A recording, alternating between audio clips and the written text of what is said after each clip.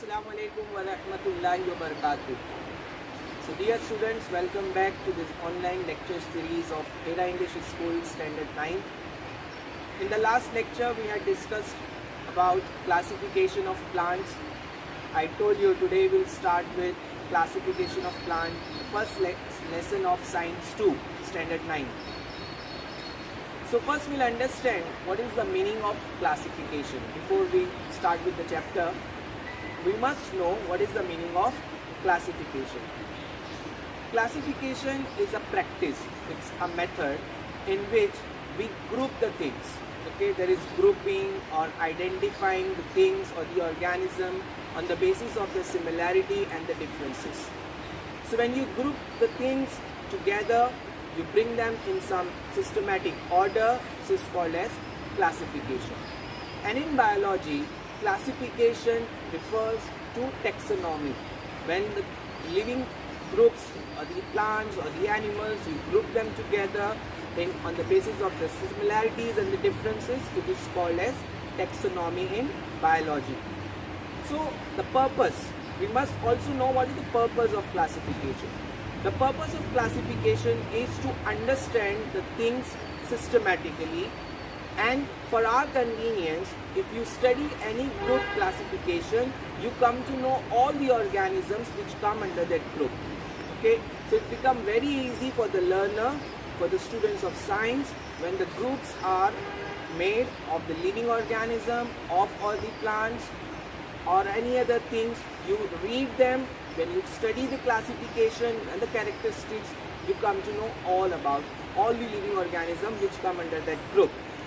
Okay, so this is the advantage and the purpose of classification, that is convenient to study. Now if we come back to classification of plants, because we know the plants are the living things, so we must first understand classification of living organisms, how living organisms are classified and on what basis they are classified. So there are different bases of classifying living organisms. So today in the present scenario, the living organism classification is particularly done on the type of cell, which type of cell they are made up of. So you must understand there are two types of cells. One is called as prokaryotic cell, the other one is called as eukaryotic cell. So what are prokaryotic cells? Prokaryotic cells are those cells which have not well developed membrane. Okay, the organelles which are present in them, they are just lying in the cytoplasm. Whereas in eukaryotic cell, every organelle have their own membrane, distinctive membrane. Okay, so eukaryotic cell, you can say they are in the true sense, true cell. Okay, so this is the difference between prokaryotic cell and eukaryotic cell, which is the first major, you can say the basis of classification. Now next comes second basis of classification of for living organisms. So remember this, we are discussing about living organism classification, and then we will come to plants. So second important criteria for classifying living organism is the presence of unicellular or multicellular organism. Whether the cell is, whether the organism is consists of one cell or multiple cells. So on that basis also living organisms are classified as unicellular or multicellular organism. Then the third criteria comes whether the mode of nutrition, okay, whether the mode of nutrition is heterotrophic or autotrophic. So if it's heterotrophic, we know about heterotrophic are those which depend on others. Okay, autotrophic are those organisms which have ability to synthesize their own food. Again amongst them comes those organisms which are with cell wall or without cell wall. Okay, this is also the next criteria for classification, with cell wall or without cell wall. So there are some group of organisms, which they are multicellular as well, but they are having no cell wall, just like animals. Okay, so they are without cell wall. So this is how the whole basis of classification is. And then there came the major 5-kingdom classification, which was proposed by Robert Whittaker on the criteria of all this which we have discussed now.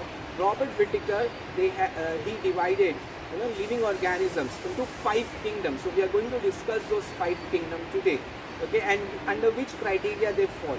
So the first kingdom which Robert Whittaker proposed for the living organism was kingdom Monera. Okay, it comes under prokaryotic type of cell. Kingdom Monera, prokaryotic. Then eukaryotic. If we discuss about the next kingdom, second kingdom, kingdom Protista, it comes under eukaryotic cells. Okay, eukaryotic. As I said, eukaryotic cells are those cells which have well-defined membrane in them. All organelles are distinctive and they have well-defined membrane. Then comes multicellular organisms. Okay, among the multicellular organisms, there were with cell wall and without cell wall. So with cell wall had two more kingdoms in them, kingdom fungi and kingdom plantae. So our chapter classification of plants is based on kingdom plantae. We'll discuss this in the later on part of the chapter.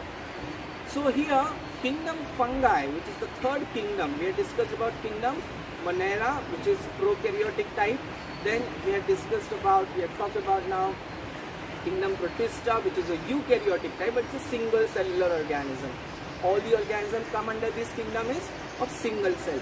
Then third one, kingdom fungi, which is multicellular but with cell wall, but they are heterotrophic in nature. Okay. Then the fourth one, kingdom plantae, they are also with cell wall, autotrophic in nature. Their mode of nutrition is autotrophic. And then the fifth kingdom, kingdom Animalia, which is without cell wall, they are heterotrophic in nature and they have mobility in them. Okay, so this is how Robert Whittaker proposed the living organism, proposed 5 kingdom, classification of living organisms.